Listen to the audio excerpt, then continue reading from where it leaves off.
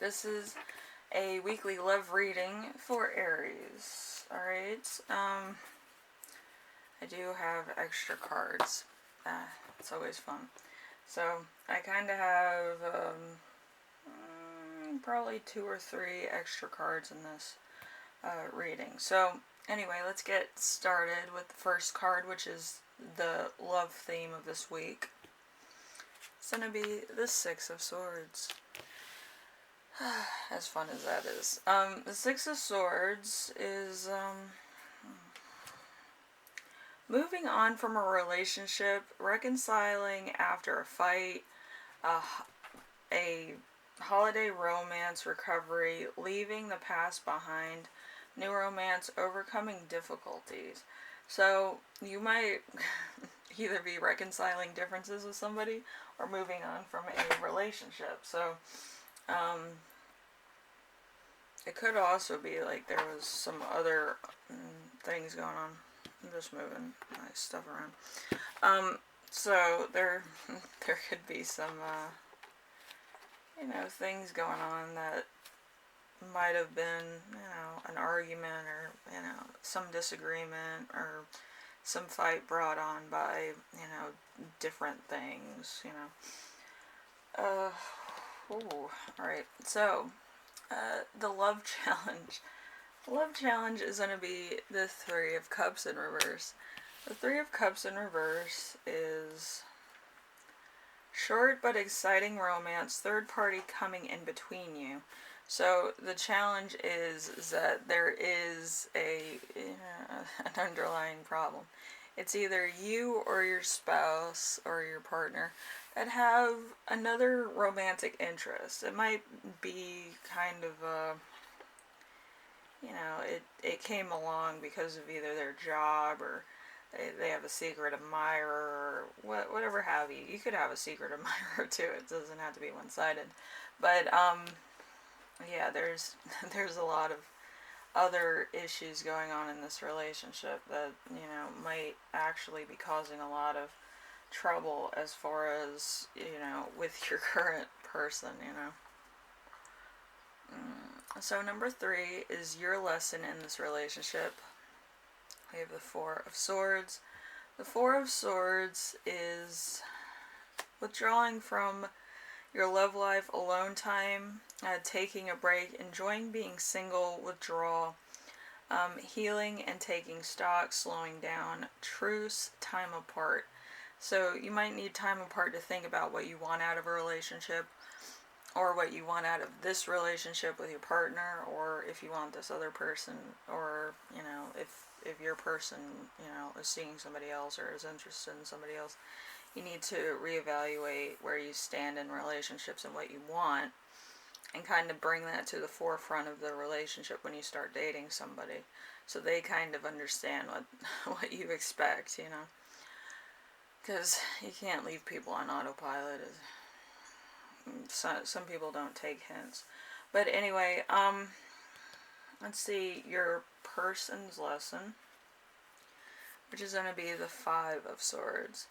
Five of Swords is tension, conflict, arguments, humiliation, fights, irritation, wanting to be right, end of a relationship, pointless arguing, hostility, feeling undervalued, conflict.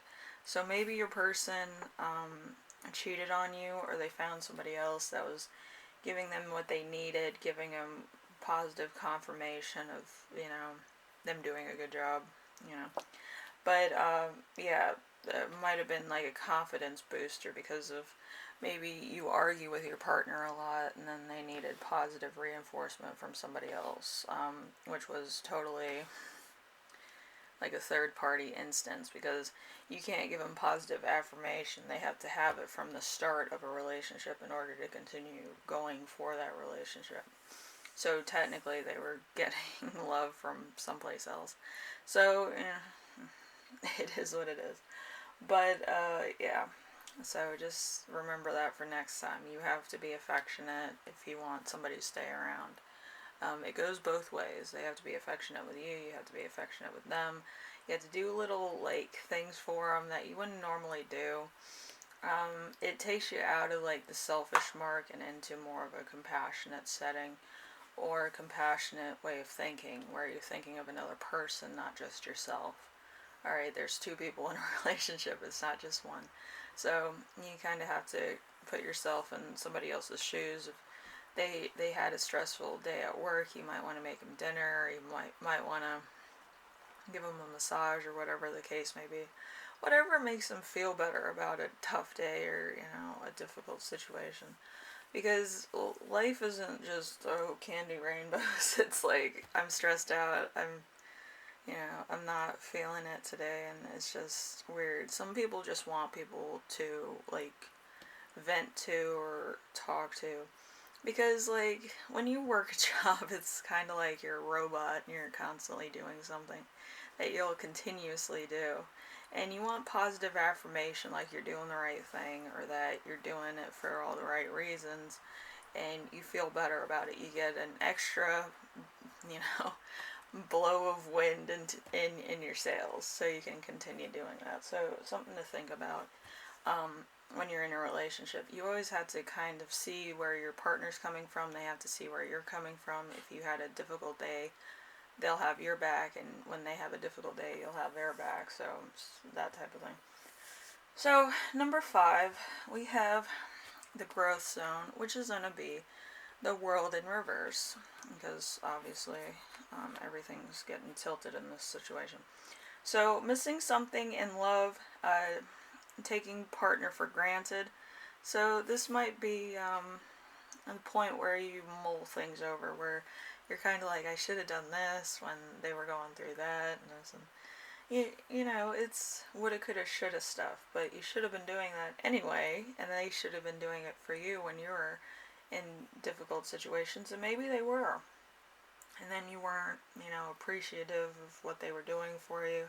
Maybe they brought home dinner, maybe they, rubbed your feet, maybe they, let you have 10 minutes to yourself when you were having a bad day.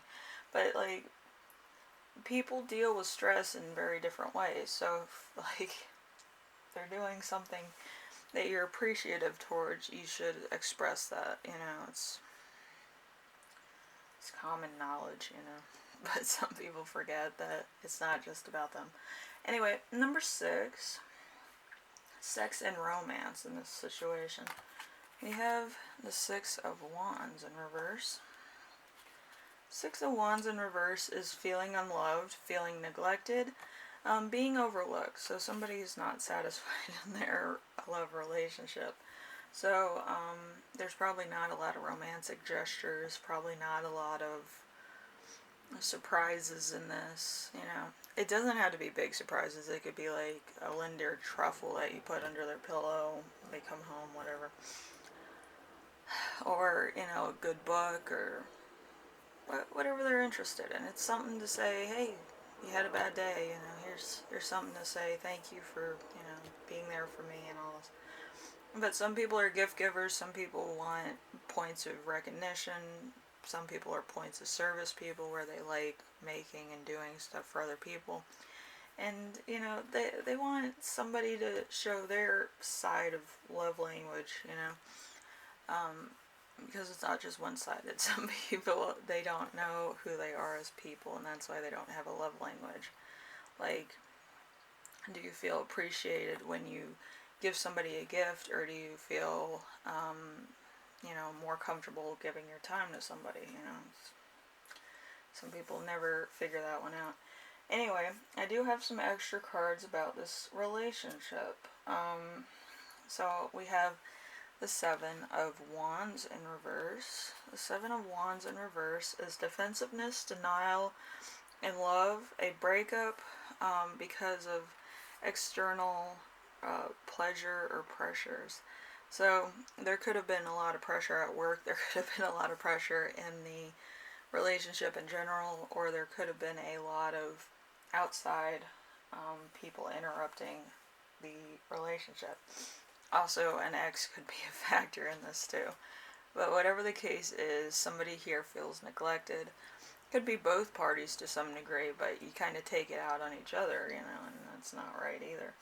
But whatever the case is, I feel like it's better to have a break, you know, to reevaluate the situation.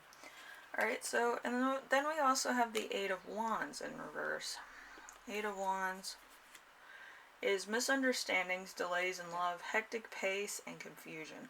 So there's, somebody's going at the speed of light when somebody else wants to take the scenic route with love, you know, and kind of have like those cutesy moments for Instagram, romantic moments for, you know, social media, you know, type of things. But, you know, it's like,